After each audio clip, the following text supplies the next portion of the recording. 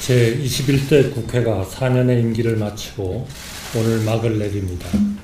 코로나19 대유행 시기에 출범한 21대 국회는 그동안 감염병 위기를 극복하고 민생과 경제를 살리기 위해 노력해왔으며 여러 우여곡절 속에서도 9천 건이 넘는 법안을 처리했습니다. 그러나 유감스럽게도 어제 국회에서는 그동안 정부와 여당에서 지속적으로 문제점을 지적해왔던 법안들을 수적 우위를 앞세운 야당 단독으로 통과시켰습니다. 국회의 입법권은 존중되어야 합니다.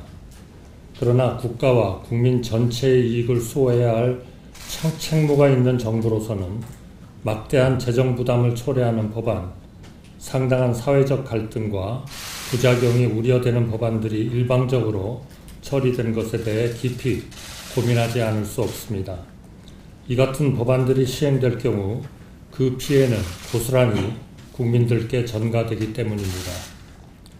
정부는 전세 사기 사건이 사회 문제로 처음 불거졌을 때부터 피해자들의 고통과 분노에 깊이 공감하고 해결에 노력해왔습니다. 최근에는 보완 대책도 발표한 바 있습니다. 이런 상황에서 어제 야당은 선구제, 후 회수 지원 방식을 골자로 하는 전세 사기 피해자 지원 특별법 개정안을 일방적으로 통과시켰습니다. 이 법안이 시행되면 임차 보증금 반환 채권 매입에 수조 원의 주택 도시기금이 소요될 것으로 예상되며 투입된 비용의 상당액은 회수도 불투명하여 기금 부실화가 우려됩니다. 결국 주거 복지 증진 등 본연의 사업은 위축될 수밖에 없으며 그 피해는 무주택 서민 등 국민께 고스란히 돌아갈 것입니다. 뿐만 아니라 다른 유형의 사기 피해자와의 형평성 등 이 법안이 안고 있는 여러 문제점을 정부와 여당은 지속적으로 제기하였습니다. 정부는 전세 사기 피해자의 아픔이 치유되고 실질적 지원이 이루어질 수 있도록 여야 및 각계각층이 충분히 협의하여 바람직한 방향으로 입법이 될 수 있기를 기대합니다. 민주유공자는 민주화 운동과 관련하여 모든 국민과 자손들에게 존경을 받고 합당한 예우와 지원을 받아야 합니다. 그러나 민주유공자 예우에 관한 법률 제정안은 민주유공자를 선정하는 기준과 절차가 명확하지 않아 대상자 선정이 자의적으로 이루어질 소지가 큽니다.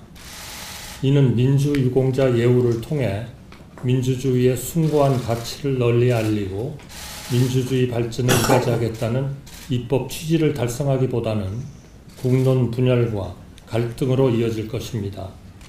따라서 보다 폭넓은 사회적 논의와 공감대를 바탕으로 모든 국민이 지지하고 동의할 수 있는 방식으로 입법이 추진되기를 바랍니다.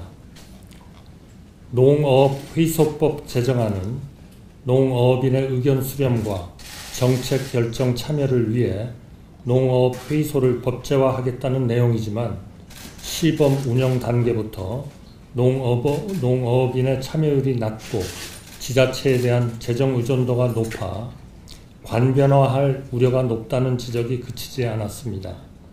제정안이 시행될 경우 지자체뿐만 아니라 국가의 재정에도 의존하게 되어 관변화가 더욱 심화될 것이고 농협, 수협 등 기존 농어업인 단체와 역할 및 기능 중복으로 비효율과 갈등이 커질 것입니다.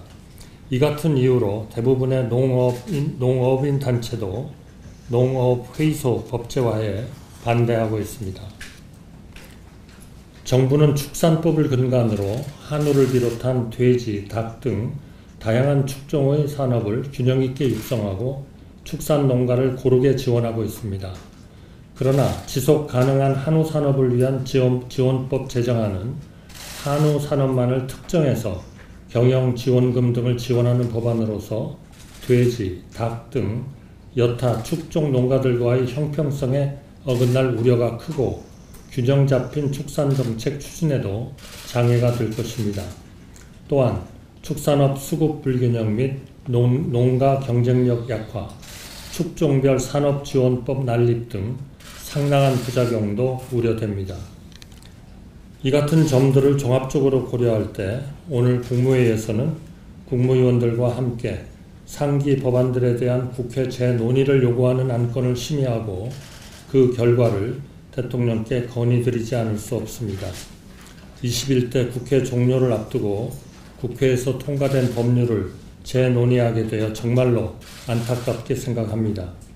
그러나 충분한 사전 협의와 공감대 없이 통과된 법률안이 국민들에게 부담을 줄 것이 자명한 상황에서 국정 운영의 책임이 있는 정부로서 국가와 국민을 위해 이번 조치가 불가피하다는 점을 무거운 말씀으로 말씀드립니다.